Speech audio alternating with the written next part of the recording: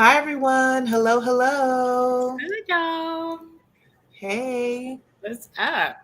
Yes, we're just want to say welcome, welcome, welcome to this live called I Can't Give Up Cheese, where we're going to be sharing tips, tricks, and just helpful resources, and also answering your questions about ending the addiction to cheese and getting dairy out of your diet for good. This is our live to close out our Dump Dairy Workshop series. And we're so excited to be with everyone. So, as folks are streaming in the comments, if you're tuning in live with us, please put down your name and where you're watching from this evening. We would love to shout you out. But yeah, so it's hot outside. It's definitely hot on the East Coast. So we're just trying to stay cool, but we're really excited to bring this with you today. We're going to be bringing some information. We're going to be sharing some anecdotes and, like we said, some tricks and things like that. So just to get started, there are going to be four of us on this Q&A panel today, and our fellow team member Lori Kim will be joining us soon. But in the meantime, I just want to introduce myself really quickly. My name is Jessica, and I'm the Director of Program Innovation here at Afro-Vegan Society. And I went vegan in February 2016, and cheese was, and just dairy in general, were some of the last like animal products that I removed from my diet. So I think this topic hits home for me and probably a lot of other people too. My name is Danny, and I am the Director of Marketing. And I went vegan July 14, 2014. So I'm a few days away from my 10-year anniversary. And when I think about vegan cheese, when I first went vegan 10 years ago, I just thought I wasn't going to eat it anymore. And I just basically stopped eating cheese. I didn't even try to do any replacements because they were kind of bad at that time. But so I love this discussion, and especially now that we have so many more options. What's going on, y'all? I'm Ray, Operations Director here. And when I went vegan in January 10 years ago, I think my challenge wasn't necessarily cheese. It was kind of like, and I'll be discussing this a little later, it was kind of the sneak things in certain like desserts, how certain desserts had just trace of this part of dairy, trace of that part of dairy, just the random things that I was just like, I didn't think about these sacrifices. So it's like, you went into the game a little mentally prepared for it. So just having to get more into researching things. So yeah, that was my struggle initially. Hi, folks. I'm Lori Kim Alexander. I'm ongoing program manager. And I don't remember, I love that y'all remember like dates, months. I just remember the year. So it's 1994. So it was 30 years ago that I went vegan. And yeah, my struggle was the hidden stuff too, actually. And also, I lived in New York City, and in New York City, the pizza, right? And so walking by the pizza was rough. So I would just inhale, That's how at least I'd feel like I tasted it. I'm going to stop my camera because it looks like I'm frozen. However, I'm going to pass it back to you, Jessica. Can I just pause and say when Lori Kim said 94, and then, I was like, oh, it's a little bit ago. But then she had to say 30 years ago. I was like, what? Right. That was a chin check right there, but okay. Yeah, like 94 is supposed to be like 10 years ago. I know I had to count. I was like, wait, yep, that's definitely 30 years. Yep. Well, in the chat, we are starting to see folks letting us know where we're tuning in from. We've got Crystal Glover Martin tuning in from Pittsburgh. Hi, Crystal. Hey. And we've also got Rochelle Parker tuning in from San Diego. Hi, Rochelle. Hey. And so if you're just tuning in, please be sure to drop into the chat and let us know where you're watching from this evening. And then also let us know, are you vegan already? And if not, what's holding you back? What is getting you stuck. And if that thing is dairy, we're hopefully going to be able to help you tonight. But we'll also be giving you the chance to ask questions. So at any point during this broadcast, if you have any questions that pop up for you, if you would like some insight advice, we're going to be answering your questions. But also, we have an amazing engaged chat during all of our lives. And so your fellow viewers will probably have some great suggestions as well. So any questions you have about ditching dairy, please drop that in the chat. And also, like I said, let us know where you're watching from. So, with that said, we want to talk a little bit about just vegan cheese, period. Now, I mean, Dump Dairy is a workshop series that focuses on all aspects of dairy, removing dairy from your diet, understanding how damaging dairy consumption is, especially for us as people of African descent, but also understanding the very detrimental environmental impact it has and how cruel it is to the cows who are used for their dairy, right? So there are several aspects to why we should be dumping dairy. But cheese is just something a lot of people talk about. For me, I was like Danny as well, in the sense that like I didn't even try to replace cheese in my diet once I finally went vegan, because I just was not very optimistic that that was going to be done well, because my experiences with vegan cheese were very hit and miss. And also I was a person who I don't. I didn't like cheese that much anyway. I only liked it melted cheese before I went vegan, and a lot of the vegan cheeses didn't really melt very well. And so, like, discovering how to make good nacho cheese sauce like changed the game for me and just opened up a whole bunch of recipes. I wasn't just making nachos; I was making all kinds of stuff. Right. So if you can relate to that experience, please share below in the chat. But also, with that said, I think Lori Kim is still having a little bit of issue with her video. And so we're going to get started with, oh wait, are you ready, Lori Kim, now?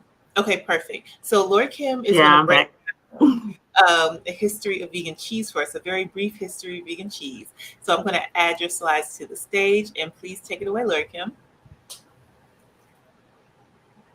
Okay, folks. So, vegan cheese. Let's start with back in the day.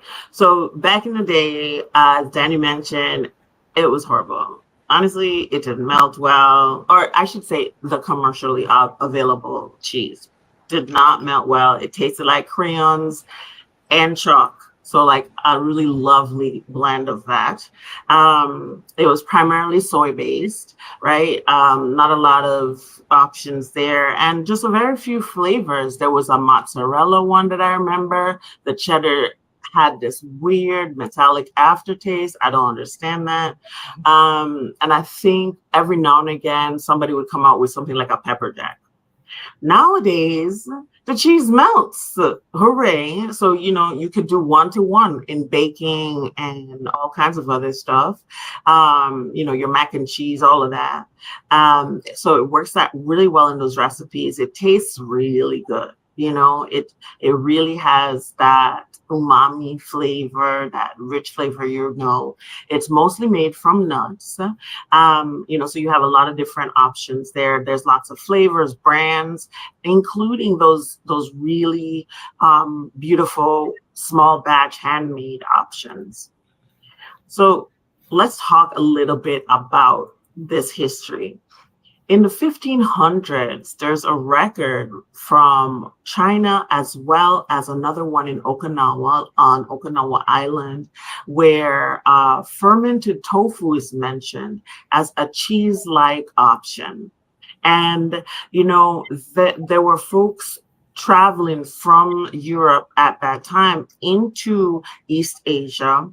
And so, they were picking up this information. And also there was movement too, right? Remember that a lot of Chinese folks were coming to this country to find opportunity, to be able to escape some of the famine and hardship that was going on in China in the 1800s. And some folks came as indentured workers to the West Coast in San Francisco, building railroads, things like that. So in 1878, Wosing and Company was formed. This company that started to make cheese, and after that, folks in in Europe kind of picked up on that and said, oh, this is this interesting thing. So they were still doing it though with fermented tofu. And so you first see this record of this new type of fromage, this new kind of cheese, this fromage de soja, which is basically is like soy cheese in France. And then Dr. John Harvey Kellogg, yes, the same Kellogg that you know from the cereal, Dr. Kellogg invented this thing that he called nuttos, right? And it was this nut based, but it's supposed to be a meat alternative. However, they used it in several different types of recipes, including as what they're calling like a replacement for cheese. So that also was going on at the same time. And so there's a continuity there, and you see that the time frame is getting shorter. Like before, it's like 300 and something years, but before you see like somebody making something commercially, but now it's starting to pick up, right? So another company starts, a soy dairy company, in 1910, and then someone else in 1919 patents this fermented cheese made from tofu. So they're still using the same age-old process. And it continues and continues until folks start to innovate. Now they've made a soy-based cream cheese that was sold widely in the 1930s, because again, remember, that was a time of hardship for a lot of folks too. So folks are trying new things, new ways to get not only regular food products and produce, but also new food products. And so fast forward now to the 1970s. You may have heard of Follow Your Heart. Well, they are one of the original folks who in 1970 started to try and figure out ways to make things vegan. This vegan movement was really picking up in the US, and they were on the West Coast in California again, and they created this cheese alternative, again, soy-based. Then in 1971, Miyoko's actually opened this. Sorry, not Miyoko. This is in New York City.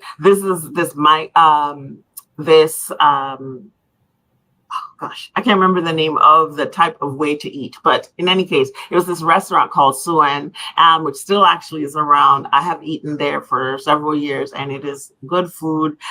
They had this tofu cheesecake. No one had ever had anything quite like that. So that was very popular.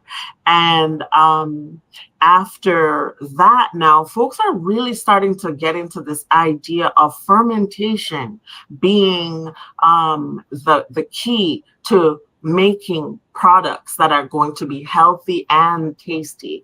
And so Anne Wingmore, who is a nutritionist and had several different ideas about nutrition. Some of them, were a little too way out for some folks, but the one key thing that she created was Rejuvelac, which was an opportunity to create a fermentation process that did not include animal products. So one of the things that we really want to think about is how cheese is made when it's made from dairy cows. And they use rennet, right, which is the inside of calves' stomachs. Which makes sense. That's how they digest milk, right? Because it's made for them. Right. So this is an option now, right, to change that process, that fermentation process.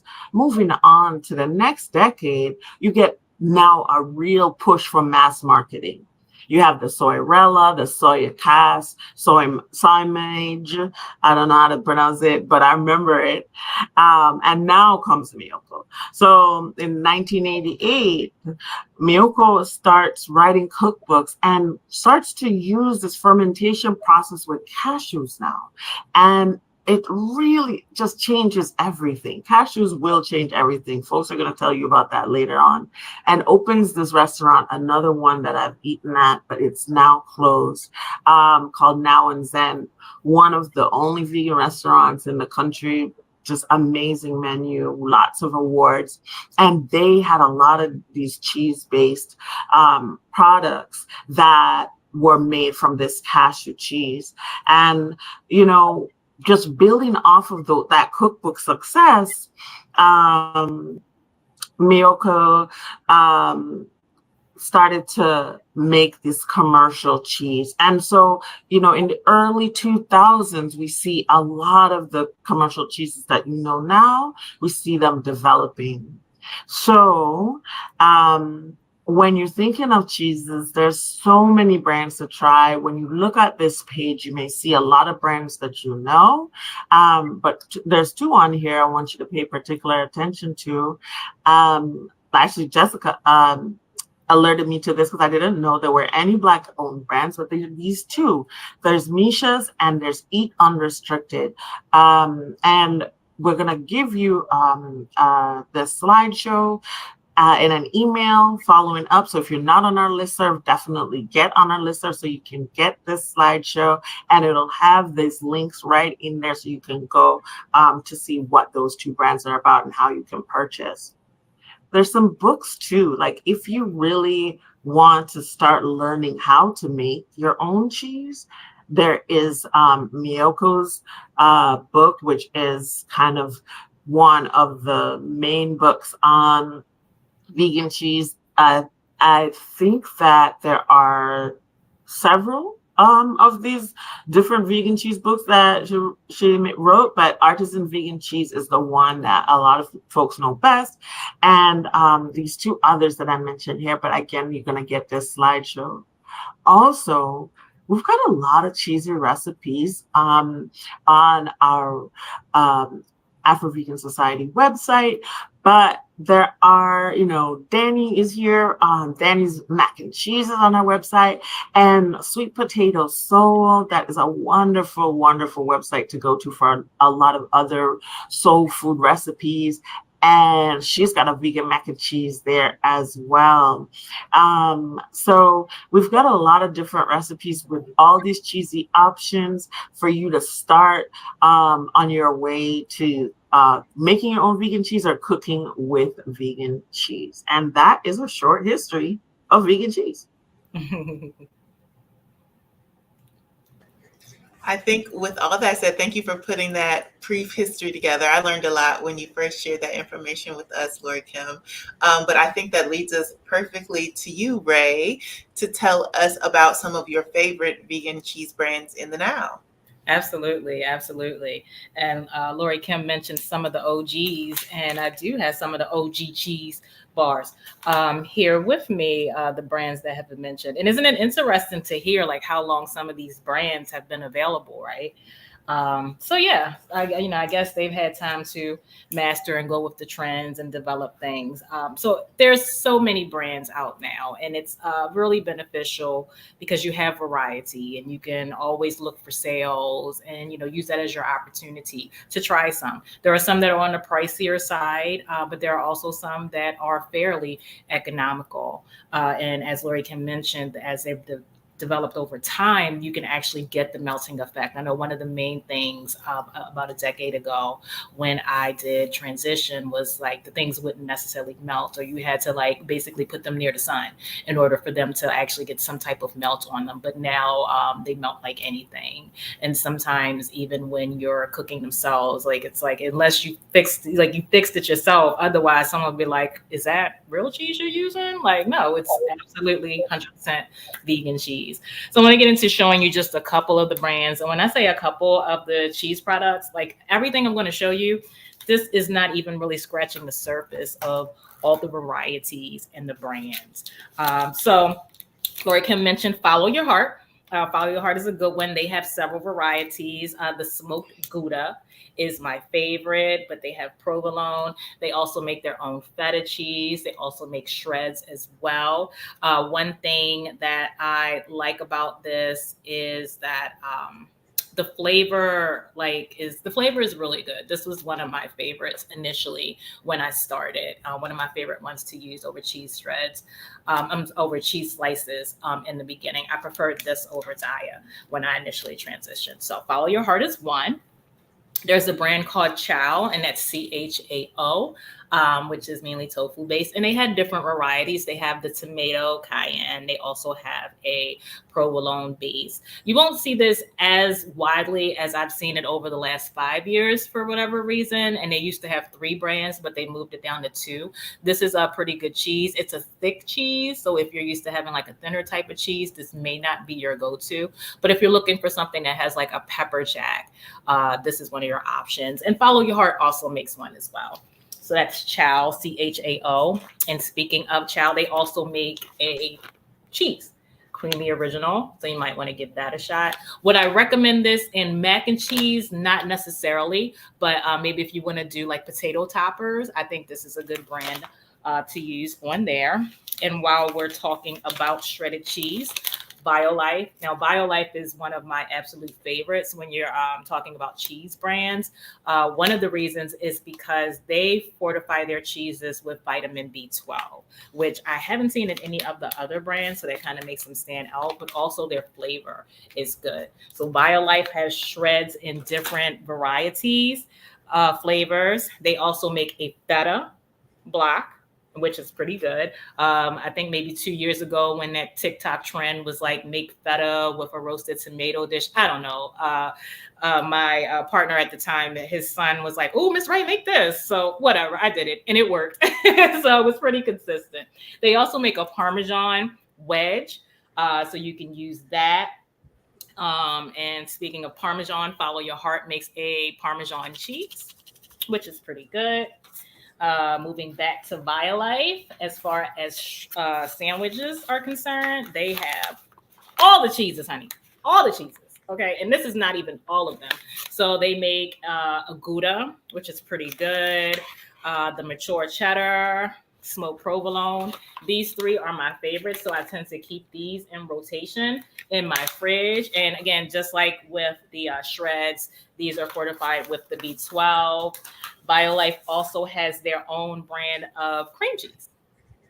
And I believe they have one that has like a chive and onion type of taste to it. So I haven't tried that one, but I have had this one, and that's pretty solid. Speaking of cream cheese, you may have heard of the brand Oatly, which is one of the slightly newer kids on the block when it comes to non-dairy milks. Oatly also makes the cream cheese. So that's pretty good. This is their chive and onion, but they also offer a regular flavored one. If you like the munch on the little cheeses, or you want to do your little plates with like crackers and grapes and cheeses, Baby Bell has their plant-based cheese, and it's pretty cool. It serves its purpose. Not that they like that. It serves its purpose. Would I go down to the fridge in the middle of the night and grab one of those? Probably not. But if I'm trying to put together a board, which I have, if I'm having company over and I want to make a little fancy board, then I would use those. And the guests like them, so that was fine enough for me. Speaking of Kite Hill, I'll circle back to them. That's one of the OGs that Lori Kim mentioned. They make a queso, and it's pretty good. It recommends to warm it up, which I do sometimes. But when I'm just feeling real gritty, I'll just pop it open and just scoop some. Sorry. But yeah, the queso is pretty good. They also make a spinach and artichoke dip, which is okay. I'd say give it a try, but the queso is a pretty solid bet, at least according to my palate, and my palate holds weight to me. So that was the cheeses, but also I did want to touch on some other options while we're still in the spirit of dumping dairy. Kite Hill also makes a sour cream. And sour cream is something that you might use in dishes. Let's just say you wanted to do like, to give like a rollatini type of thing, and you want to do like your spinach and put in like your sour cream and what have you. And you can use like any type of like vegan provolone cheese or anything like that, and you want to add the sour cream, you can use that in Kite Hill. So you do have some sour cream options. And also when you're doing dishes and you want to, let's just say if you want to do like your mac and cheese or any type of thing that you want like that creamy feel, and you would have that cheese, there's also options to use as non-dairy creamers. Nut Pods is one of the ones that I like to use. They have different flavors, all kinds of different flavors. In fact, come holiday time, they have different flavors. And one of their flavors I like to use in my sweet potato pies. So it comes out really good. But if you're like a coffee drinker, you can consider these as well. Again, they have so many different flavors in the Nut Pod. So that's something to consider for putting in your coffee.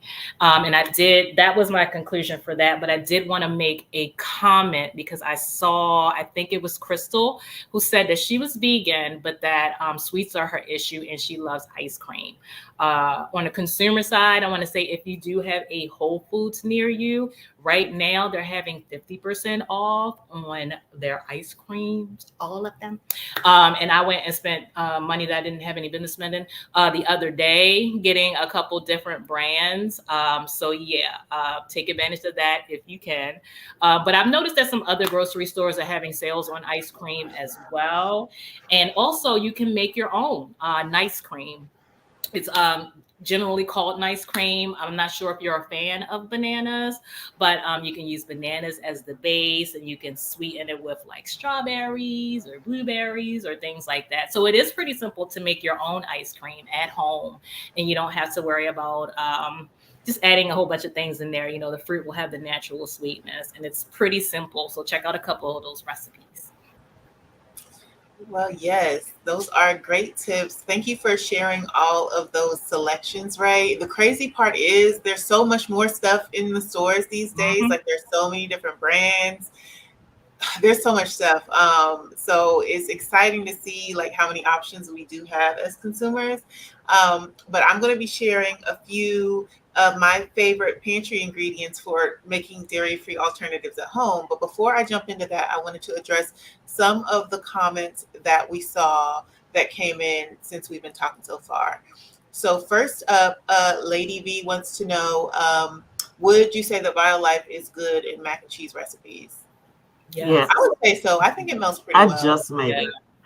Yeah, I just made mac and cheese, which was, I'm just tell you, it's hot in New York City, so it's a mistake. Yep, don't use your oven. Okay. But I did not want the cheese that was in my fridge to spoil. So, um, but yes, so I used the Violife and I mixed it with Daya because Daya was on sale, so I bought that. But I prefer the Violife for mac and cheese because it is a little more creamy than the Daya, and it's also not as salty as for to me. Mhm. Okay, perfect. All right, so the next question I feel like is a common question that we hear as vegans, but that's because people want to know. And also, dairy products are often marketed very well as being great sources of protein. So maybe everyone can just share 2 or 3 vegan sources of protein. I would say that for me, some of my favorite sources of vegan protein are chickpeas. I'm constantly making chickpeas. They're super versatile for like salad, soup, anything, but also other things you probably wouldn't guess. I'm also into tempeh right now. I love using tempeh. Tempeh is made from soybeans. I usually buy organic tempeh, and I've been making a lot of gyros. I just got I use like a Mediterranean 7 spice that I got from like the international market, and a little bit of soy sauce, and that is like the perfect replacement for gyro meat. Um, and then another plant protein that I really eat a lot is tofu. So those are my big 3 in rotation right now. Okay. Anyone else want to Um, share? Okay, go ahead. yeah. So I would say that when you talk about accessible protein, I want to remind you that we may have learned in school sometimes that DNA is like one of the building blocks of life. Well, actually, it's proteins. So anything that's alive has protein in it. Right. So really what you want to do is make sure you get the correct protein builders, which are amino acids. So you can take the proteins from several different types of things and put them together to create the complete protein that your body needs, right? So what I like to do is do things like you could add something like quinoa. Quinoa is nice as a grain or in addition to soup or even to throw on salad. And that you could always add and it boosts the protein content. I also like to add in seeds. You would think like, oh, this is a little teeny thing, but really they are packed, super packed with protein because that's just life, right? Seeds are embryos. So you can add pumpkin seeds to things like that. I also really enjoy tempeh as a protein, and tempeh also is very nice. Like tofu, it takes on a lot of flavors, but I really enjoy when I don't have to flavor it. So I like. I think it's by. Is that Light Life? They make something that they call bacon, and it's basically tempeh with smoke flavor on it, and it tastes, to me, that's the bacon I've been eating since they came out with fake and bacon, which I think was maybe 20 years ago, and it is a 1-to-1 for me. So those are some things, but just think about the ways you can combine food to create the complete protein that you need. We really only need about 9 amino acids. Some of my cheats are, I don't want to talk about the cheats because mines were already taken by the previous ladies. One of them is like your nut butters. Take advantage of adding that to things. You can add it to enhance your oatmeals and your yogurts. That's one of the things I do is just add 2 tablespoons of that to yogurts. One of my favorite yogurts is Siggi, Siggi. They have a good variety, and they're lower in sugar, but they have most of their flavors have like 10 grams of protein, and then you add your 2 nut butters. Another good cheat is granola. Depending on whatever cereal I may have, which still has its own protein, I tend to even throw a little bit of granola in there as well. I like the hemp granola. I like to throw that in there, and I'll also add that to my yogurt as well. So just a couple of things that really you're thinking like they're enhancing the flavor profile, as toppings, but they're also enhancing the protein. And then if you do use like protein powders or things like that, you can use those to enhance things as well. Like you can put a little bit of that into your yogurts, or if you're doing smoothies, take some of your protein powders and add those into that. So kind of just combine things. You can get creative with it. Yeah, and for me, one of my favorite ways, speaking of smoothies, I like to add seeds, like chia seeds, hemp seeds, flax seeds. 3 tablespoons will typically give you about 9 to 10 grams of protein. And and then though this isn't the highest protein option, I did want to share a fun fact that avocado is the fruit that has the highest protein content.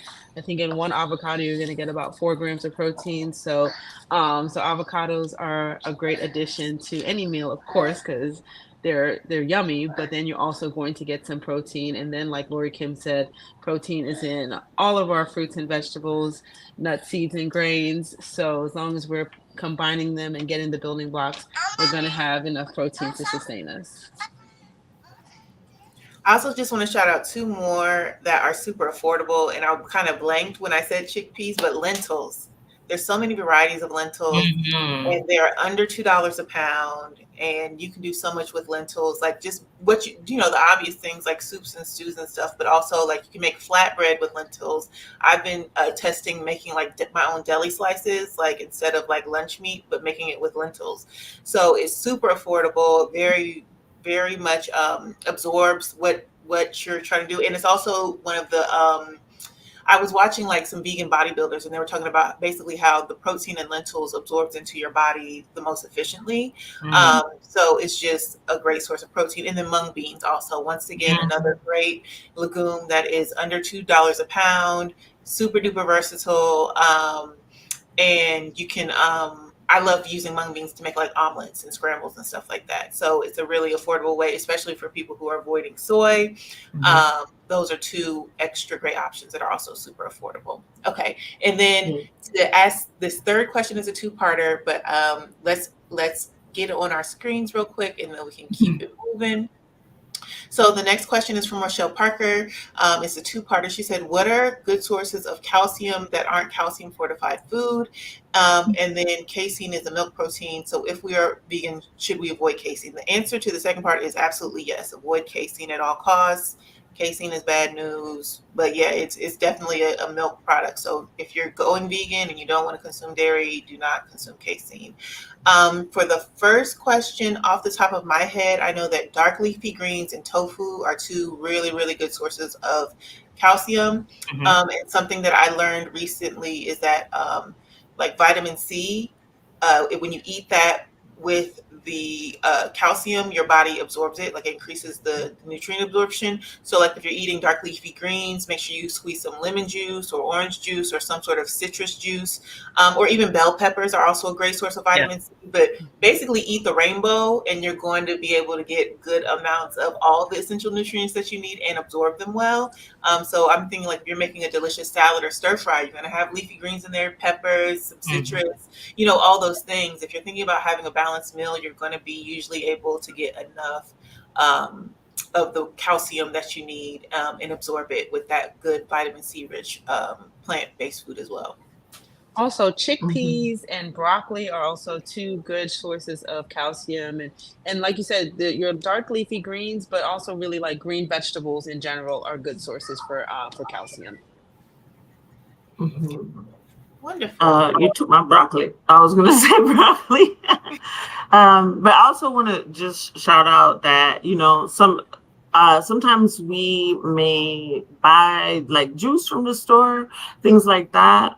Some of the juices, like orange juice, when they have the calcium infused in it, that's a really good option to to add calcium to your diet as well. And I just wanted to co-sign. I remember we were doing a cooking live, I think maybe about a year or so ago, and for some reason I was just looking up nutritional content, and I just want to co-sign the power of peppers, primarily the red, yellow, the colored peppers minus the green, are very heavy in calcium. And I think it's either the yellow or I think it's the red one that has like almost half, a third to almost half of your daily intake of calcium. So if you're like you like to do snacks and grab some hummus and grab some like the mini peppers and just munch on them, and you can get your calcium boost. Those are all super great tips. And so now I want to share a few tips for pantry staples that I love to use to make dairy-free alternatives at home. So I have several things here. And yeah, I just want to say like these are just a few things that you can use. These are some of my favorite items to use. But the nice thing about making dairy alternatives or most recipes is that you can swap out things for something similar. So first things first, we'll just start with nutritional yeast because I feel like this is something that changes the game for a lot of people when they first stop eating dairy and want to get that cheesy flavor into food. Nutritional yeast, some versions of it are fermented on animal products, so you want to make sure it says vegan, but it's just a fermented yeast, and it is a great source of B12 And yeah, this is it. So they sell it all over the place. I honestly haven't seen it at like a regular grocery store. I usually order mine online, but you can find it at Whole Foods. You can find it at Trader Joe's, places like that. So yes, nutritional yeast is essential. And then something I want to mention is that one of the easiest cheese alternatives that you can make is like Parmesan sprinkles. And so most people do that. Basically, you take cashews and nutritional yeast and some salt, throw it in a blender, blend it until it's powdery, and then you can make that into a vegan Parmesan sprinkles alternative. And cashews are amazing. They have a neutral flavor. Lori Kim was telling us about how they've been used to ferment and basically change the game of cheese making commercially. They're wonderful, but they can be pricey. And so I recently, in the last few years, started experimenting with using raw, unsalted sunflower seeds. So they're much more affordable. They do have a little bit more of a slightly earthy flavor, but usually when you're adding all your seasonings and spices to make your vegan cheeses, you don't notice it anymore. But these are an excellent alternative to cashews, or maybe you have a nut allergy, but you can eat seeds. Like really, these sunflower seeds open up a ton of doors for making alternatives. I think I even have a recipe. It's for a no-bake sweet potato cheesecake, and I used sunflower seeds in it instead of cashew. So you could use either or, but in most in most cashew-based recipes that I've seen, you can use sunflower seeds instead, and they're much, much, much more economical. So give those a try. Next, I want to talk about nut butter. So almond butter, cashew butter are cheat codes. If you don't want to use a whole nut, you can use the nut butter. So there have been times where I've ran out of milk, but I had almond butter or cashew butter on hand, and I just add 2 tablespoons of this nut butter or seed butter to some water, like a cup of water, and you have a cup of plant milk right there instantly. You don't have to do all that straining and all that other stuff. So almond butter is amazing to have on hand, or cashew butter. They are pricey, but this wasn't too bad. I got this from Aldi. You see, it's a smaller than average jar, and this was about $3.50. But usually, it's going to run you like $6 to $9 in my experience for almond butter and cashew butter. So it can be pricey, but if you don't use a ton of it, you're not using it like peanut butter necessarily and slapping it on a sandwich all the time. You know what I mean? Like it's you get your bang for your buck if you're thinking about like cost per use. Similarly, coconut butter. I love coconut butter. I started ordering this because I found it on sale. It's another thing that can be a little bit on the pricier side, but it's literally just shredded coconut that's blended up like peanuts or cashews to make a nut butter. And this is great once again for making milks. I've seen people use this to replace just like regular butter on toast and things like that. It's got a nice nutty flavor, but it's still subtle enough that it's not going to necessarily take over. It does taste like coconut, so some people don't like that flavor. But yeah, this is a great option. But if you don't see coconut butter around, you can make your own. You can use shredded coconut. So shredded coconut is I actually for the first time a couple weeks ago made coconut butter at home, and I just put this in the food processor, and it's really nice because it blends down smooth way faster than like cashews or peanuts do to make a nut butter. So it's a lot faster, but also shredded coconut is less expensive than the coconut butter by far. So like this 1 pound bag, I can usually get it for under $5. So it's pretty affordable. Shredded coconut is great. They oftentimes will have like the sweetened shredded coconut. You don't necessarily want that. So this is an unsweetened shredded coconut, but it's excellent. And I just love cooking with this stuff. Use it in cheese sauces to make dairy-free milks, all types of stuff. But it's just a great base ingredient to have around that you can experiment with and enhance your dishes with. But also, instead of using coconut milk, like cans of coconut milk can get dense and heavy. So if I want to make coconut milk at home, it's not going to be as thick as what you get in the can. But I will use a half cup of shredded coconut and 2 cups of warm water. Let it soak until the water cools down just to soften up this coconut. blend it up, strain off the pulp, and now have coconut for my curries and things like that. So it's a great affordable thing to have in your pantry that's going to have a really nice long shelf life. It's lightweight and it's inexpensive, and you get multiple uses for your dollar. Mhm. And then moving into my last two items, oats. Oat milk has become all the rage in like the last 5 to 7 years, and for good reason. It's rich, it's thick, it's creamy, and it's affordable. Oats are so inexpensive compared to all of these other items, like by volume that we've seen so far. Oat milk is one of the least expensive ones to make at home, which is great because it can kind of be a little bit pricey in the stores. I feel like on average, like the oat milk that I see will run anywhere from like $3 to $6. That's kind of high, you know what I mean? Especially because people use it a lot, like in their coffee, cereal, smoothies, and things like that. So you can make your own oat milk at home. You just want to blend it in ice cold water, and you don't want to really blend it for longer than 30 seconds. Otherwise, you get a little bit slimy. But Mm. yes, you can make your own oat milk at home. And the beautiful thing about making all your milks and cheeses and anything else at home is you control the flavor. So if you want it sweetened, add some sweetener. If you want it salty, you can control the salt level. If you don't want any salt, leave it out. You know, like you're in control in your own kitchen, and you can customize to your preference. And then the final thing I want to talk about is this protein powerhouse, hemp seeds. I love hemp seeds. Um, Protein powder can be expensive. It's very processed, and unless you're specifically in that lifestyle, I don't know. I just don't feel that comfortable using protein powder. I don't really appreciate the benefit of it. I rather use hemp seeds. So hemp seeds are great. They have, let's see, a serving size is 3 tablespoons. There's 10 grams of protein in 3 tablespoons. So that's Mm. really, really, really, really great. And I love also making hemp milk for my smoothies.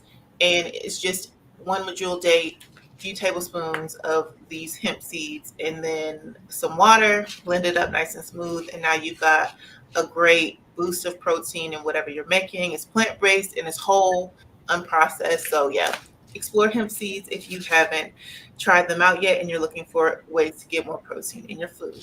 So, like I said, that's just a selection of some of the things you can try to use to make dairy-free alternatives at home. And if you've been watching and you have certain things that you have in your pantry that you love to use, feel free to comment them. And also, everyone who's commenting today is being randomly entered in a giveaway that we're doing. So if you comment at all this evening, just keep talking away, because we are going to be giving away a prize pack of some of these ingredients that were featured to one lucky winner, so your pantry can be stocked to make dairy-free alternatives at home. So that's all for me. Anyone have any thoughts or any other additions that they'd like to share, if they like to do? No, but I co-sign with Rochelle. She's like, you could tell Jessica cook. Yes, indeed. Yes, indeed. Yes, indeed. She doesn't live too far. I drive for food. Sometimes they're like, I'm gonna pull up on her. Yo, you got some leftovers. Warm. Put it in a little to-go container, please. Yeah, and being like the person who's like, oh yeah, I've been vegan for 30 years. Listen, that doesn't mean anything, because I've learned so much from Jessica. You have no idea. Jessica's like the MacGyver of vegans, For sure. Like, it's amazing. Yeah, I also appreciate you. wanted to I share. also want to. Oh, sorry. Go ahead. I No, just go want to ahead. say that for like the seeds and the coconut and all of these things, even the nut butters, try looking for bulk, because it's so much cheaper in bulk. There's a lot of stores that have a bulk section. Some of the bulk section is not so great, but for the most part, when they do offer these things, they're so much cheaper. And you have this amazing ingredient that you can now find new ways to use it. And sometimes when you get so much of it, you're like, oh, I gotta figure out more options, so just think about that. Sorry, Dan. It's okay. I wanted to share some produce items that I like to use to make vegan cheese. And they're a little unconventional. You wouldn't think to use some of these. And really, the items that I'm going to share are mainly for the consistency, the texture, the creaminess, and then you would use something like nutritional yeast and other seasonings to give it more of a cheesy flavor. But what I like to use first is potatoes and carrots. I'm sure if you've seen like vegan recipes out there that are for queso, you've seen this recipe with potatoes and carrots and seasoning it with nutritional yeast, and that's a great way to make, like I said, a queso or maybe a base for macaroni and cheese. And then also pumpkin and sweet potatoes are also two options to also use. Another option I like is also tofu. That's very versatile when it comes to making cheeses. You can make cheesecake. You can make ricotta cheese. Like if you're making a lasagna, you can use tofu to make ricotta cheese, and all sorts of types, all sorts of cheeses. So, and then and also chickpeas. I mean, that's not really like a produce item, but chickpeas are also a product or an ingredient you can use to make cheese. And so, yeah, you would just be basically boiling these items, making them tender, blending them down, and then seasoning them with things like nutritional yeast and other seasonings to really make them taste more cheese-like. So those are my favorite produce items when it comes to making vegan cheese. Nice. Awesome. Okay, so we have a comment here, and I want to bring it to the team. So if anyone has some advice or just insight, we can provide it. So Crystal says, it's so hard being vegan when my husband and grandchildren that I'm raising are not. I tend to sacrifice what I need to feed them what they want. So does anyone have any thoughts or encouragements or just tips they can share with Crystal? Yeah. So my mother lives with me and she's not vegan, but she is now. I'll tell you that. Because I'm cooking. And so, it was hard at first when we first started living together. She wanted her. We're Jamaican, so we drink a lot of tea, and oftentimes we use milk or condensed milk, which is, the sweetened milk. We use that in our tea. So she wants her condensed milk. She wants cheese in the morning. She wants these things. And what I had to do is find out what really it is about those things that she likes, what the taste is that she likes, and then find a taste that matched those things. And so now, I found her coconut-based condensed milk, which she loved because she does like the taste of coconut. And I was able to find her all the different cheeses. The ones that Ray recommend is really funny because those are Ray, the ones that you like the most are the ones that she likes the most. So I really highly recommend, Crystal, that you just either have a conversation or try to see what is it that they really like if they want those things. Like there's always a way. You can veganize anything. I'm telling you, down to blood sausage, right? You can veganize it. It's really about the flavor, and maybe just don't make a big deal of the fact that, oh, we're eating this vegan meal. It's like, no, we're eating this meal together as a family, and have them maybe cook with you sometimes too. If I can just put you on the game. So it's a mind thing, right? So when people think the difference between your plant-based plate and theirs, they're thinking, oh, well, the meat is missing. But what they're really not understanding is that you could eat the same plate with just a few tweaks. So let's just say to them, like their main thing is if there's not chicken on my plate or some type of animal protein, then it's not that. So that's going to be like the hardest thing that'll be to convince them. So start with everything else, right? So we've given you some options for like the mac and cheese and you can use some of the options that we've provided for that. When you're using seasonings like your butters, there's the vegan butters that you can do that, really have no difference. When you're doing your greens, right, you can use things that are savory. As a matter of fact, we have some things on the site. We did a live where we talked about, no, it's a blog. You can check our blog where we talked about different types of flavors that give a savory type of feel to whatever you're fixing. So like with greens, like me personally, I like to use liquid smoke and turbinado sugar, and it gives that smoky type of taste to the greens without having any meat at all in them. Or even using different things, like if you're doing like string beans or anything like that, just play around with the flavors, because that's really the key to everything that makes something appealable to any palate is the flavor. It's the flavor. It's the flavor. So just do the seasonings and put your focus into making just vegan sides. Even if, like I said, to them, it's pretty much like if they have their meat-based product, that's all that their animal product, and everything else is just an accompaniment. So you can put all your focus into that. And then when it comes to preparing something for you as your primary entree, what have you, you can just do something like, like a pot of curry chickpeas or something like that. But you can use that to pair with all the sides that you've prepared as a collective for the entire family. So that way you're not taking out too much time just to make something for yourself. You're only making one dish for yourself. And then with the flavors, they might want to try it. You know what I mean? Because it's going to be smelling good and things like that. But everything else that you've made as far as the sides are concerned, you can eat and they can eat. So you don't have to worry about spending like a whole bunch of extra time and stretching yourself thin, trying to determine like, how do I feed myself on a plant-based diet? And also, make sure that my family is fine with the selections that I'm preparing for them. So it's ways to it. Don't be discouraged. Make sure you go on our website. If you go to the upper right-hand corner, there's a search bar. You can just enter in some search terms. It'll bring up two sections, recipes and blog posts. Go to the blog post. It'll show you like the search terms. We've got tons of recipes to help you out with. So I hope that you found some tidbits with that. But keep pressing. Don't get discouraged.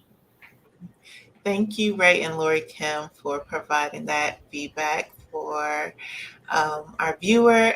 We have so much more information to share. So I'm going to start pushing through, and we'll definitely get into any more questions we have after we get through our next few segments. But yes, we appreciate everyone for participating and having conversation with each other in the comments. So now we are going to get into a little bit more information about dairy, just to inform you a little bit more on why it's so important to remove dairy from your diet, and what are some more strategies that you can use outside of the home and in different settings. So first up, I wanted to share a few clips that I found that I thought were really, really interesting on a few different topics. So let me share my screen, and I'm going to jump right into those with you all.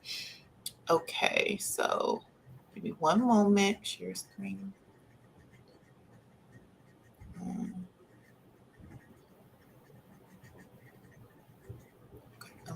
All right, so can you all see this clip up right now? Is showing up fine for everyone?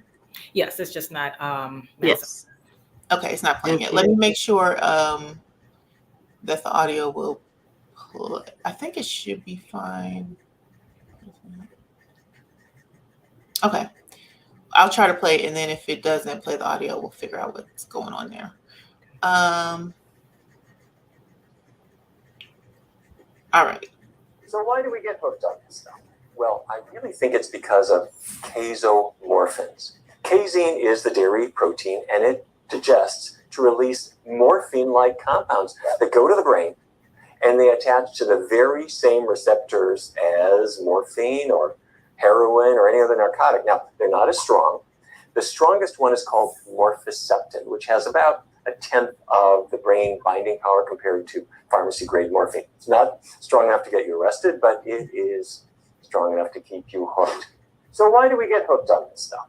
Well, okay, so in this clip, basically, Dr. Neil Barnard talks about this chemical that's found in cheese that makes cheese so addictive. I think that's a great jumping off point just because we are centering this around like, why can't I give up cheese? There's literally addictive compounds in cheese that your brain is craving that has different forms of morphine in them. When I learned this information, I personally was shocked, but it also made sense for me. Um, why like I love pizza and lasagna and all these dishes so much, but also why I saw other people around me like just addicted to cheese. Like cheese and chocolate, I feel like are the two things that you hear about people craving so much, especially like in our culture and our society. So yeah, can anyone resonate with what he's describing, or do you know people in your life who are literally like addicted to cheese? Yeah, I definitely know someone personally who is so addicted and knows that they experience adverse effects and like eczema and other issues with digestion, and will still eat it and just is like, well, that's what I'm just gonna deal with it. And that's just like interesting, when you know that like something is doing something to you and you can physically see it and physically feel it, but you're okay with still consuming it. So yeah, there has to be so much truth to the fact that it's super addictive for someone to make that sacrifice. Definitely. Yeah. So moving on to the next clip, we're going to learn a little bit about the environmental impact of dairy, because I feel like, especially in our culture, we take things for granted a lot in terms of where does our food come from. We just have it magically arrive at grocery stores, but I feel like with so many things going on in the world, climate change and things like that, people are becoming more and more aware of like the fact that our food is not guaranteed. And that is a luxury of people who are, coming from middle class, places where food is accessible. People who live in areas where there is not easy food access already know about these struggles, but it still doesn't necessarily connect about like, where is the food coming from, and then what is the impact that it's having on the world around us. So we're going to look at this clip from Sentient Media about the environmental impact of dairy.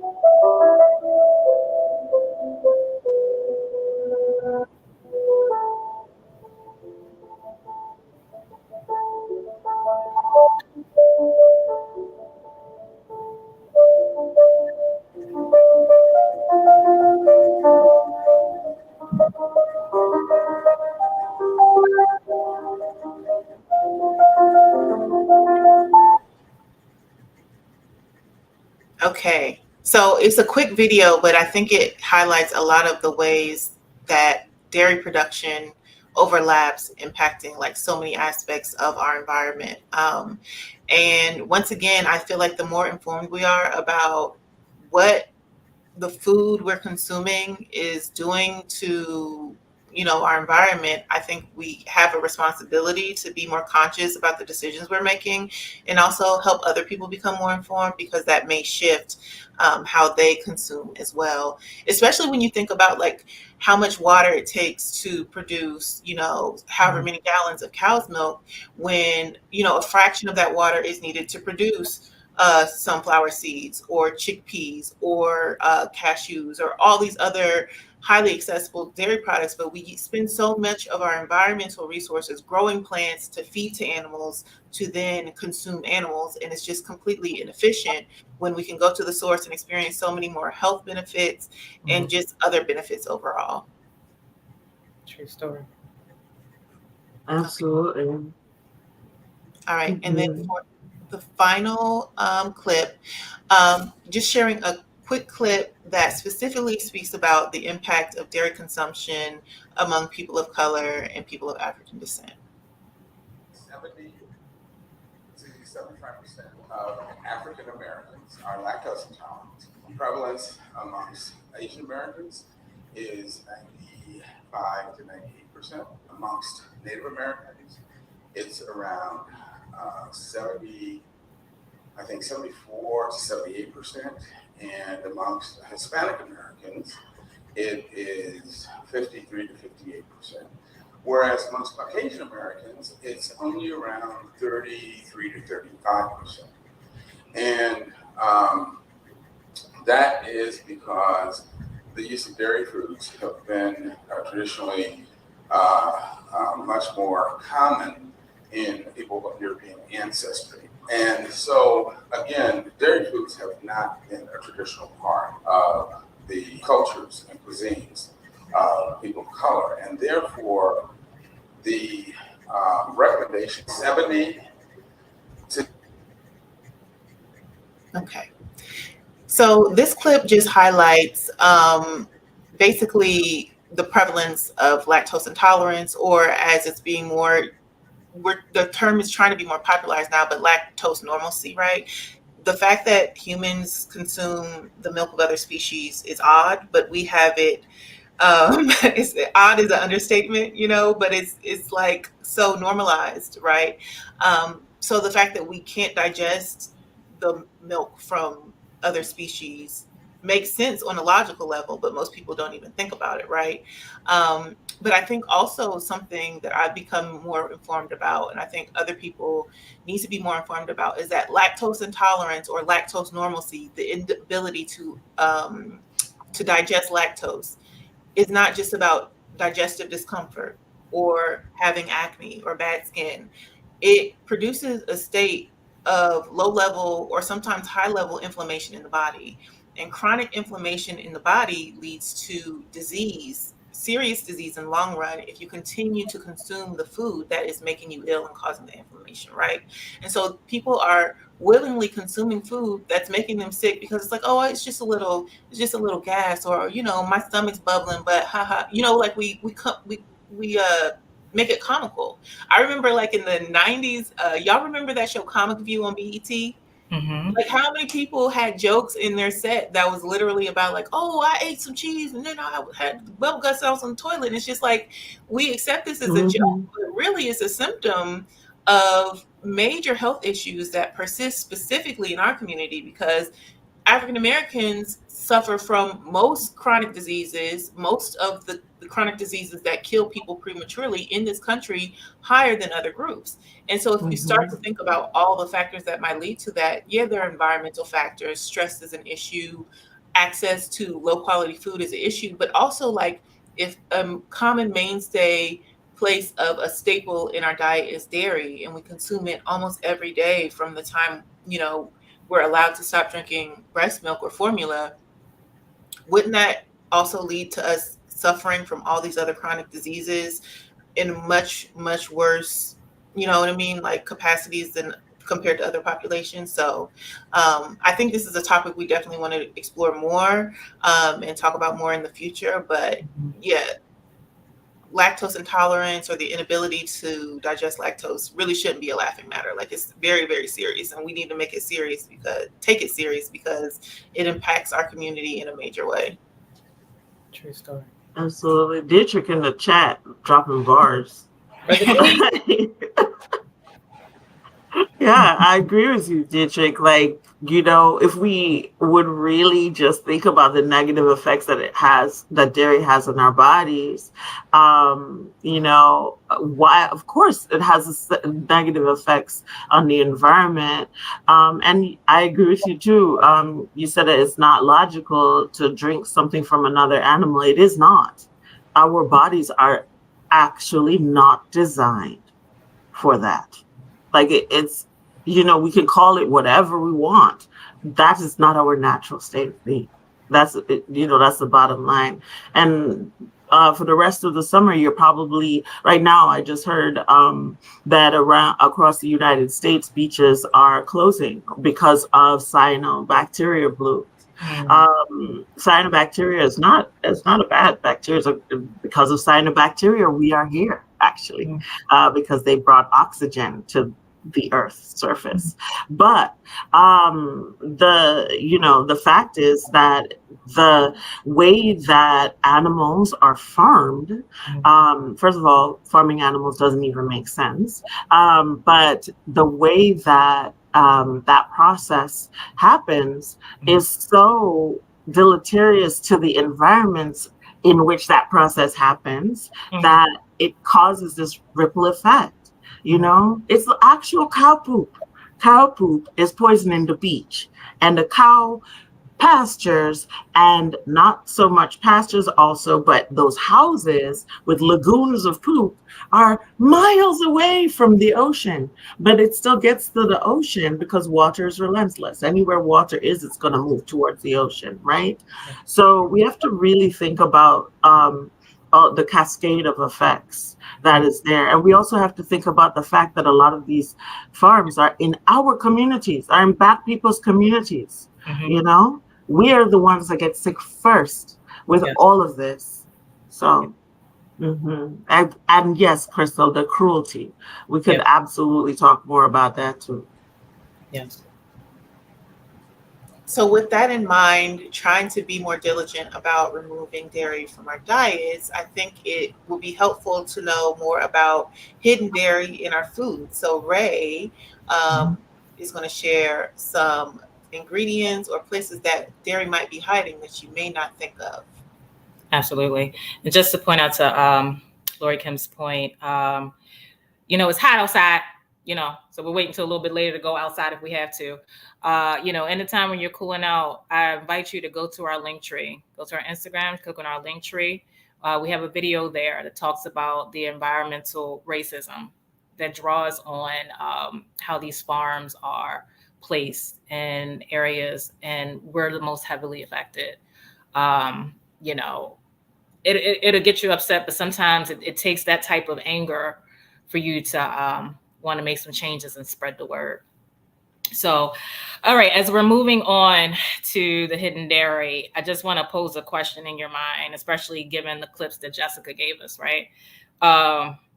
If you had an enemy, someone that was, definitely didn't have your best interest at heart, and then you had a friend, and then your friend, supposed to be your friend, partners with your enemy, you wouldn't consider that friend a friend anymore, right? It's more like, both of you are my enemies now, because neither of you would have my best interests at heart.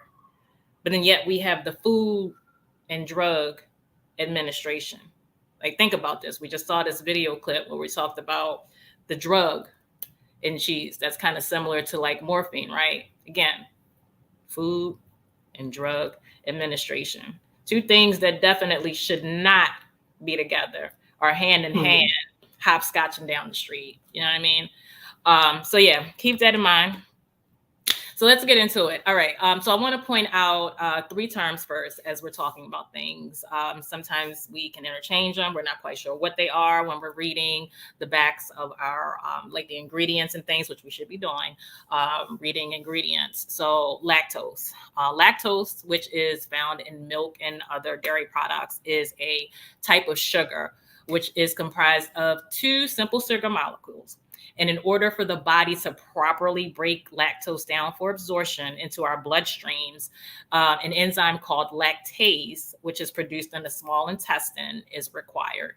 The existence and the prevalence of this enzyme has some dependence on genetic factors and historical dietary practices, which we heard Dr. Mills talk about a few minutes ago. Those who are deficient of this enzyme are considered lactose intolerant. And as Dr. Mills pointed out, guess which ethnicities has the highest rates of that intolerance? Whey is the liquid that's left behind after milk is curdled and strained out. It's removed from the curd before cheese is made, but it's still a milk byproduct, and it contains milk fat and lactose. And then what the popular word we've been hearing tonight is casein. It's a protein that is a primary component of cheese, but it's also popularly used for other purposes, from like texture formation, like to thicken up products in some processed foods, to used for like adhesion assistance in industrial things like paints and textiles. Like, yes, this is actually used in like industrial products. So yeah, keep that in mind when we're talking about casein.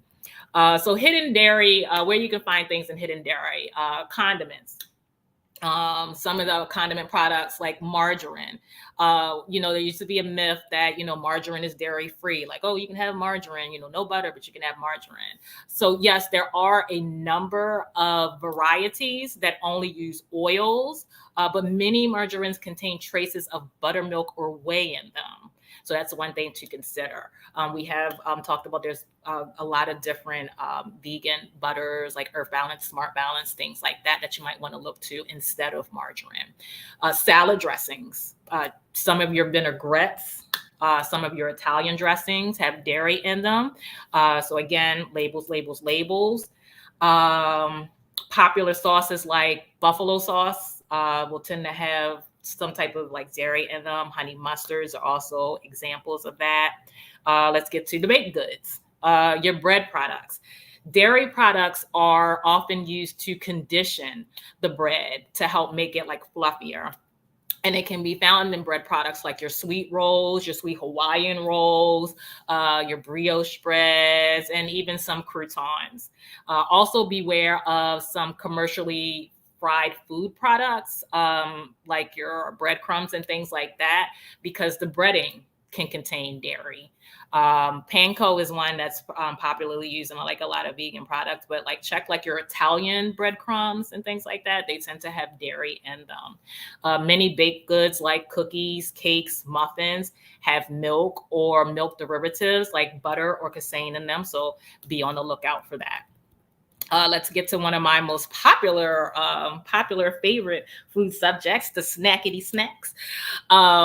Check out which is snacks like your flavorings, like dips and powders that are used to flavor some snack products. We already mentioned the buffalo and the honey mustards, but let's not forget some crowd favorites, obviously, like your ranch or your sour cream and onions, obviously. But there's also popular flavors like your dill pickle flavors and even your salt and vinegar. Like the salt and vinegar has lactose. So be on the lookout for that. Milk chocolate is way less expensive. It's way less expensive to manufacture milk chocolate than dark chocolate. Same for your dry hot chocolate mixes. Beware of milk products in that. And even though you buy the mixes, you have to add your own liquid. So you'll still have to add like your own like nut milk or something like that. But some of these dry mixes have milk powder in them. Why? Because it costs less to manufacture. Dark chocolate is healthier for you because it's rich in minerals as well as antioxidants, and that helps to improve the blood flow and are better for your heart health. So we're not saying give up chocolate, but just look for the dark chocolate. Again, labels, labels, labels, labels. Stay away from the milk chocolate. If it's a cheap type of chocolate, it usually has milk chocolate.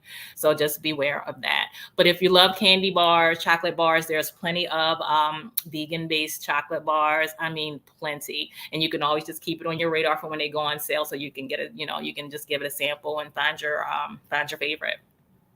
Candy, dairy can be found in like the fillings or the coatings of candies. So be aware of that. If you do have a candy sweet tooth, you can just do a quick Google search. There are a ton of vegan candies, so you can still get that sweet tooth satisfied. Please just make sure you go see your dentist. Protein meal supplements, a vast number of your protein bars, your protein shakes, even some granola bars contain whey proteins or other milk derivatives. Again, labels, labels, labels. So let's move on to desserts. All right, frozen treats like gelato and sorbet. While both sorbet and sherbet both have fruit puree or fruit juice as their base, only sherbet is vegan because sorbet also has a small amount of dairy in the form of a cream or milk. So yeah, sherbet is the way to go, not the sorbet. Your pie crust, keep that in mind for, when we get around holiday season. Some pie crust can have dairy products in them, in addition to pork in the form of lard. So beware of that. There are some vegan pie crusts, so you can do, again, a quick Google search of that. But you'd be surprised, some of your most popularly known pie crust companies use lard and have milk products in them. Finally, medications. Okay. Food, drug, they homeboys. Be careful with your medications. What is designated to help you feel better may be ruining your system. Lactose can be found in some chewable tablets, some antacids, some probiotics, and even used as fillers for some capsules. So, do your research. Before you take certain medications, you may notice like, oh, this medication, I took it and it's making me sick. It might not necessarily just be that particular medication. It might be what's put into the medication. So, all right, now that you're armed with a bit of knowledge of the little cracks and crevices where dairy might be hiding, I'm gonna give it over to Danny so she can discuss some tips on like how to move with this type of knowledge as consumers when we're dining out. Take it away. Yes. Thank you. Yeah, so this part is very important because you don't have a lot of control over when you're dining out. So you have to make sure that you're armed with the right tools, asking the right questions, and being completely prepared, because maybe you are not picking the restaurant. So if you're going along with friends and family and you're going to a non-vegan restaurant, these tips will help you. So the first thing is definitely look at the menu. It's best to check the menu out beforehand before you even get there, so you can really like study it and look for vegan options. Some restaurants will have vegan options clearly displayed with, they'll say have a vegan section, or it'll have some sort of notation to let you know that that particular item is vegan. Another thing I like to do to go deeper into that is also Google the restaurant, if it's a popular restaurant or if it's a chain, and then put vegan behind that. And then usually there's like a blog or some sort of other website that will share what is vegan at that restaurant. So that really helps you to go in knowing exactly what you can and cannot order. And then another thing that I like to do is also, ask if they can customize things and make a particular dish. You might see a dish on the menu that is normally made with cheese, and maybe ask them just to remove the cheese or to take out the milk if that's possible. And depending upon the restaurant, depending upon who is in the back, if it's a chef that is more flexible with creating customized dishes, then they'll probably be glad to help you get exactly what you're looking for. Also, look out for hidden dairy. So things like soups and sauces, dressings, or croutons on salads. Those may have dairy in it. Or even like with soups, this is not a dairy thing, but soups might be made with broth that's not veggie broth. So you want to make sure you're asking about that, not just asking if there's meat or dairy in it. Ask what kind of broth was used. And then with fried foods, and kind of going along with what Ray had mentioned with the breading may have milk in it, but then also they may use milk to help to bread the items if it's cauliflower or something that is plant-based, but they might have used milk to actually have the breading adhere to the vegetables. And then again, just reiterating, ask questions, utilize your server. Don't feel bad about asking questions, because they're there to provide a service for you and to help you get the meal experience that would be pleasant for you. They want you to walk away with a happy experience. So make sure you're asking enough questions and don't feel bad about it. Because I know at the beginning of your journey being vegan, it might feel a little uncomfortable if you're the one asking all the questions. If you feel uncomfortable at the table, you could even step to the side, go to the server booth with the server and ask them questions there, so that you don't have to take up everybody's time trying to figure out what you can have on the menu. Then you can also opt for simple dishes. These are going to be things like side dishes, making a veggie plate used with the sides, opting for grilled vegetables, sauteed vegetables, of course, with no butter, or grains that were made with no butter, like rices and quinoa, and then also salads are good, and just make sure that those salads don't have a creamy dairy-based dressing. If they don't have any dressing at all, you can always opt for oil and vinegar, and maybe even ask for like a lime or lemon to squeeze on to create a salad dressing. Um, and then also make sure you are clearly communicating with your server what you are trying, what your goal is, and why you're asking all of these questions.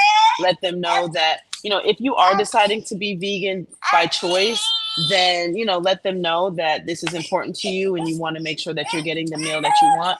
But if you're going vegan because of an allergy or some adverse effect, you're lactose intolerant, things are, it's not making you feel your best, then also let them know how serious it is so that you do get the experience that you need and you don't walk away feeling worse than you did when you walked in, or having the bubble guts or any type of thing like that. And then lastly, bring your own substitutes. So this may feel a little inconvenient, but if you're going somewhere where for sure they don't have dairy milk, for instance, I mean, a non-dairy milk option, and you like to have coffee, you might just bring your own little packs of creamer, non-dairy creamer with you, or something like that. Just put in your purse, and bring some cheese if you want to have a burger and they don't have vegan cheese. So, because one thing I can say when it comes to burgers at non-vegan restaurants, you end up taking everything off of it, and you're left with nothing, almost. And so it's not really a good option. So you might want to bring your own little sauces or whatever, so that you can enhance your meal and really make it delicious. So those are my tips, and hopefully that'll be helpful when you do go out into this non-vegan world trying to get some good plant-based vegan meals. Thank you for sharing all those tips, Sandy, and thank you for everyone for sharing everything that we've discussed today. I feel like the goal of this discussion was to give people tips, tricks, resources on understanding why dairy is so addictive, but also feeling like you can give up cheese. This is like, it's not but I can't give up cheese is not a foregone conclusion. You can give it up. And you might find that you enjoy eating more once you finally remove the dairy from your diet. And so, yeah, we just want to be here to support you. Thank you for everyone who's been tuned in, participating in the chat, leaving comments, asking questions, and everyone who's been in discussion the whole time. At this time, we are going to select the winner of our prize, or we have selected, and that winner is Crystal Glover Martin. So congratulations, Crystal. Thank you for participating in the chat. In order to claim your prize, please email Afro-Vegan Society at gmail.com, and in the subject put dump dairy prize, and then in the body put your name and mailing address, and we'll get that dairy-free pantry favorites prize pack over to you ASAP. And I will also put that information in the chat. I'll put that email in the chat just a second. But I also wanted to mention, if you're looking for more support, if you're looking for recipes, everything all in one spot, be sure to download our free dairy-free living guide. It is full of recipes, full of tips, even more information. And so you will be able to just explore more about giving up dairy. But if you're already dairy-free, if you're already vegan, this is a great resource to share with someone who you know could benefit from it. So let me drop that in the chat right now. The link to download this free guide is available now. So with that said, I want to open the floor up to the team. Does anyone else have any closing thoughts or remarks they'd like to give? Yes. We shared a lot of tips today. Oh, one tip I did want to say, if you're a popcorn lover, Jess showed the nutritional yeast. You like cheesy popcorn? Sprinkle some of that bad boy in that popcorn, change your life, son. But check out our link tree again. We have some blog articles up there for how to host a vegan cookout, how to attend a cookout as a vegan.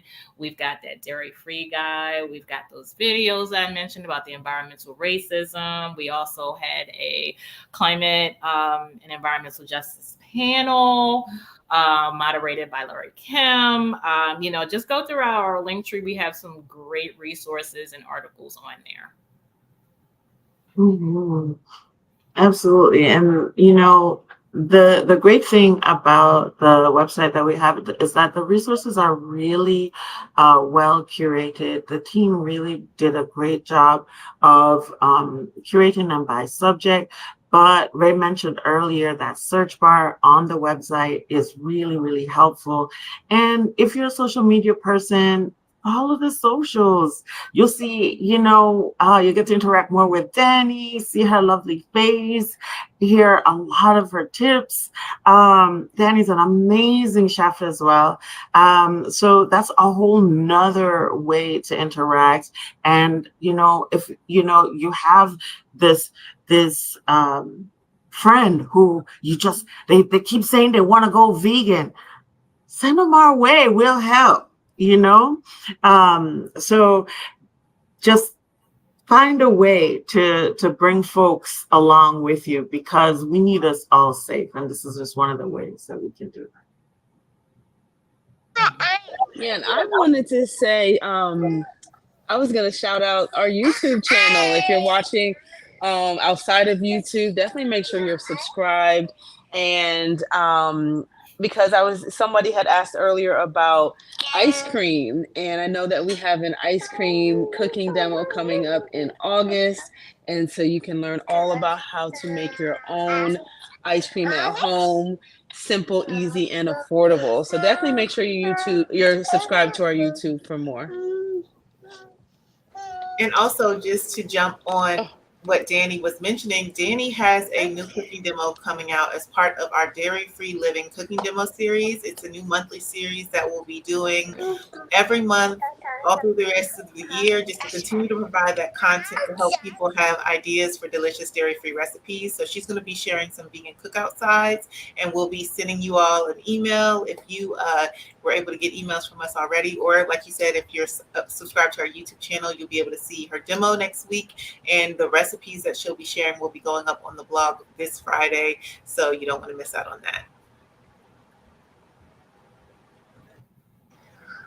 All right. Well, if that's all, thank you everyone for tuning in with us this evening. This is wrapping up our Dump Dairy Workshop series, and we will be reopening registration soon. So we'll be sure to alert you via email to let you know, so that if you missed Dump Dairy and you didn't get to sign up when it was happening in June, we will be reopening access so that you can register to access all of the exclusive cooking demos and workshops that we shared during the month of June.